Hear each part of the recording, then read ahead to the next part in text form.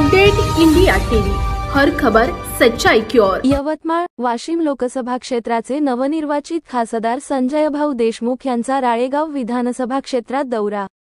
राळेगाव तालुक्यातील शेतकरी, शेतमजूर, बेरोजगार, व्यापारी सर्वांच्या हिताच्या दृष्टीने राळेगावला सूतगिरणी सुरू करणार खासदार संजय देशमुख। यवतमाळ वाशिम लोकसभा क्षेत्राचे नवनिर्वाचित लोकप्रिय खासदार संजयभाऊ देशमुख यांचा कृषी उत्पन्न बाजार समिती राळेगाव येथे वसंत पुरके, माजी शिक्षणमंत्री प्रफुल्लभाऊ मानकर, जिल्हाध्यक्ष काँग्रेस कमिटी यवतमाळ तथा सभापती कृषी उत्पन्न बाजार समिती राळेगाव यांचा हस्ते शाल श्रीफळ देऊन त्यांना खासदार संजयभाऊ देशमुख यांचा सत्कार करण्यात आला।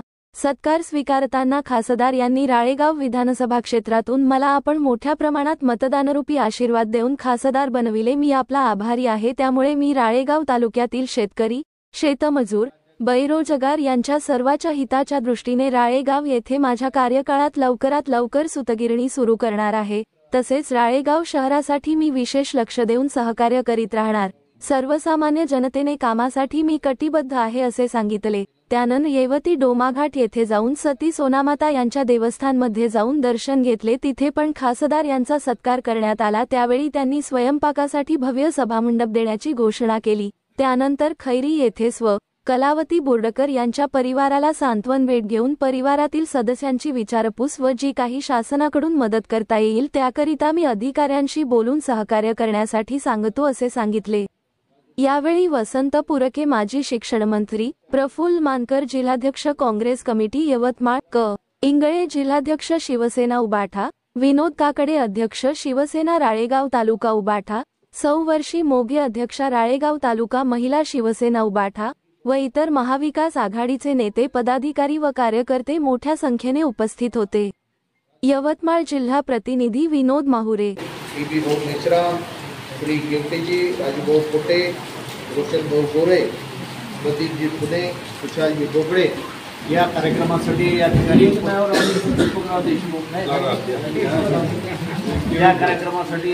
उपस्थित असलेले कृषी उत्पन्न बाजार समितीचे सर्व संचालक, खरेदी संघाचे सर्व संचालक, या विविध कार्यकारी सोसायटीचे सर्व संचालक, या ठिकाणी उपस्थित असलेले आमचे सर्व सरपंच बांधव, गावातील सर्व प्रतिष्ठित नागरिक, उपस्थित असलेले आमचे सर्व शिवसैनिक बंधू आणि भगिनी, या ठिकाणी आपण सर्वांनी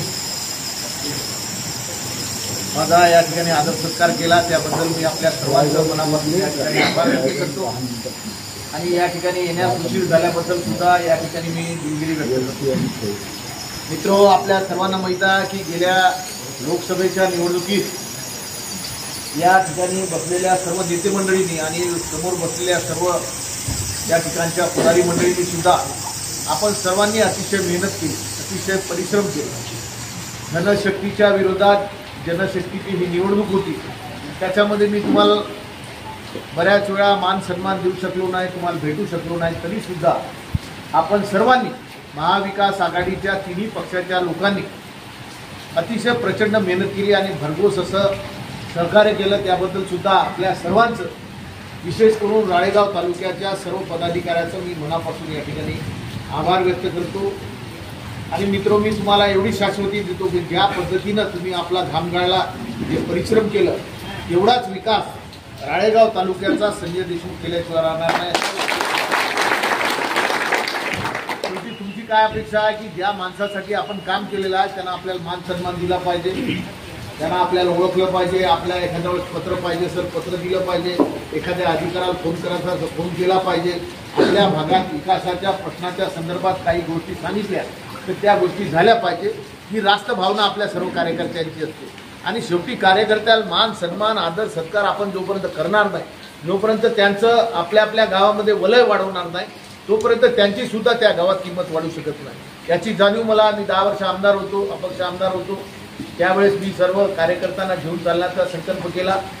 डिलिमिटेशनमध्ये मतदारसंघ बदलल्यामुळं अनेक गोष्टी वेगवेगळ्या प्रकारच्या त्या ठिकाणी घडल्या, परंतु आता सुदैवान आपल्या सर्वांच्या आशीर्वादानं या महाविकास आघाडीचे जेवढे नेते आहेत, या देशाचे नेते, देशाच्या नेत्या आदरणीय सोनिया गांधी, राहुलजी गांधी, खासदार शरदचंद्रजी पवार, आमच्या पक्षाचे पक्षप्रमुख उद्धव श्री ठाकरे साहेब या सर्व नेते मंडळींनी माझ्यावर विश्वास टाकला आणि विशेष करून आनंदाची गोष्ट अशी आहे की काँग्रेस असो, राष्ट्रवादी असो, शिवसेना असो, माझी उमेदवारीच्या बद्दल या तिन्ही पक्षाच्या सर्व नेते मंडळींनी परिश्रम केला. त्यांनी सुद्धा माझ्या नावाला कधी कोणी विरोध केला नाही, कधी कोणी आक्षेप घेतला नाही. सर्वांनी सांगितलं की संजय देशमुख जर उमेदवार असेल, खरं तर मी लोकसभेचा उमेदवारच नव्हतो, परंतु या सर्व नेते मंडळीच्या आग्रहास्तव त्या ठिकाणी मी उभा राहिलो आणि प्रचंड अशी मेहनत आणि सहानुभूती मला त्या ठिकाणी मिळाली. आपल्या या जिल्ह्यातच नाही तर वाशिम जिल्ह्यामध्ये सुद्धा त्या भागातील लोकांची माझी जास्त ओळख नव्हती, परिचय नव्हता, परंतु मी आपल्या भागापेक्षा त्या भागामध्ये जास्त फिरलो, म्हणून त्या लोकांनी सुद्धा माझ्यावर विश्वास टाकला आणि त्या ठिकाणी सुद्धा चांगली आघाडी आपल्याला त्या ठिकाणी मिळाली. साधारणतः 1,00,000 मतांनी आपण निवडून आलो, परंतु ही मला तरी अपेक्षा होती की 1,40,000 1,50,000 आपण निवडून येऊ. पण घनशक्तीचा उपयोग इतका प्रचंड प्रमाणात झाला, वेगवेगळ्या पद्धतीनं त्या ठिकाणी टॅक्टिक्स वापरण्यात आल्या, वेगवेगळ्या वाद निर्माण करण्याचा प्रयत्न केला, परंतु तरीसुद्धा आपल्या सर्व सन्माननीय मंडळीला मी काही देऊ शकलो नाही, काही मदत करू शकलो नाही. तरीसुद्धा स्वतःच्या घरच्या पैशावर स्वतःचा पैसा खर्च करून आपण सर्वांनी मेहनत केलेली आहे याची जाणीव मला निश्चितपणे या ठिकाणी राहणार आहे. विशेष करून मी गेल्या 2 महिन्यापासून विचार करून राहिलो की आपण राळेगाव तालुक्यासाठी काय करू शकतो. राळेगाव तालुक्याच्या बाबतीत आणि दिग्रस तालुक्याच्या बाबतीत आता दिग्रस तालुक्यापेक्षा राळेगाव तालुका कापसाच्या बाजारपेठेमध्ये नंबर 1 वर आलेला आहे. ते तुमचं नियोजन चांगलं आहे, एजन्सी चांगली आहे, या भागाचं जिनिंग प्रेसिंग चांगलं आहे, सहकार क्षेत्रसुद्धा चांगलं आहे. आणि जशी दिग्रसची बाजारपेठ कैलासपती बापूरावजी महिंद्रे यांनी त्या भागामध्ये अनेक जिनिंग प्रेसिंग निर्माण केल्या होत्या. या विदर्भात सर्वात जास्त जिनिंग प्रेसिंग कुठं असेल तर दिग्रस शहरामध्ये त्यावेळेस होत्या आणि त्यावेळेस मुंबईचे लोकसुद्धा जिनिंग प्रेसिंग त्या ठिकाणी टाकत होते. परंतु कालांतरानं काय झालं की कापसामध्ये पाणी टाकणे, कापसामध्ये युरिया टाकणे, कापसामध्ये वेगवेगळ्या पद्धतीनं तंत्र वापरले काही लोकांनी आणि बाजारपेठ बदनाम करून टाकली. आणि बाजारपेठ बदनाम झाल्यानंतर एक जिनिंग बंद होत गेलं. आज फक्त एक जिनिंग त्या दिग्रस शहरामध्ये आहे आणि आता कालांतरानं आम्ही सुद्धा त्या ठिकाणी आता मदत करून काहीतरी नवीन काही निर्माण करण्याचा प्रयत्न करू लागलो. पण तुम्ही आमच्यापेक्षा कितीतरी पुढे गेलेल्या आहे. माझी सुद्धा एकच प्रामाणिक इच्छा आहे, कापसाची ही बाजारपेठ अतिशय चांगली आहे. या ठिकाणी जिन प्रेस 6, 7, 8, 10 आहे. मी तुम्हाला खात्रीनं सांगतो की आपल्या सर्वांच्या सहकार्यानं या ठिकाणी 1.5 वर्षाच्या आत, 1 ते 2 वर्षाच्या आत आपण सुतगिरणीची उभारणी या ठिकाणी